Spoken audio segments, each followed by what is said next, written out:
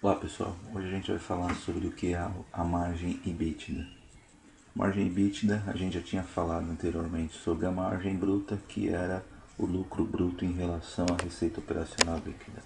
A margem EBITDA, seguindo o mesmo raciocínio, é quanto representa o EBITDA em relação à receita operacional líquida. A fórmula é o EBITDA dividido pela receita operacional líquida vezes 100, aqui o vezes 100 para mantê-lo em termos percentuais. Para a gente falar sobre margem EBITDA, a gente tem que falar sobre a evolução da receita operacional líquida, que, como a gente já havia dito na questão da receita da margem bruta, a receita operacional líquida variou 12% em setembro de 2013 em relação a setembro de 2012, variou 5% em relação a setembro de 2014 comparado com setembro de 2013, tendo um efeito positivo de 17,7% no acumulado dos 2 anos.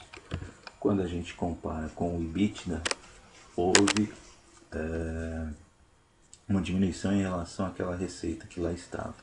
Enquanto a receita operacional líquida variou 12% no 2013, o EBITDA variou apenas 3,5%.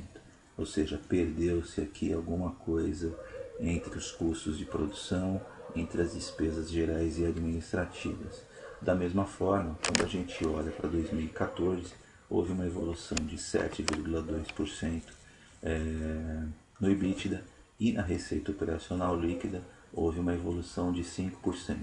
Aqui fica claro, basicamente, que se a receita cresceu menos do que o EBITDA, houve um esforço muito grande, inclusive de redução tanto do custo com o produto vendido quanto as suas despesas gerais e administrativas. Então aqui pode ter havido um efeito de redução, corte de pessoal, corte de custos, que teve esse efeito positivo no EBITDA em relação ao efeito da receita operacional líquida, ou seja, eu vendi menos, mas consegui ter um ganho maior porque eu cortei em outras linhas além da receita.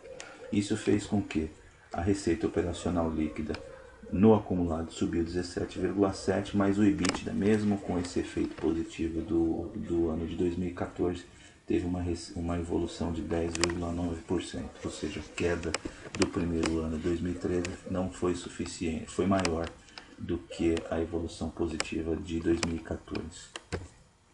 Com isso a gente vê aqui a evolução tanto da margem EBITDA em termos percentuais, como a sua composição em relação à receita operacional líquida.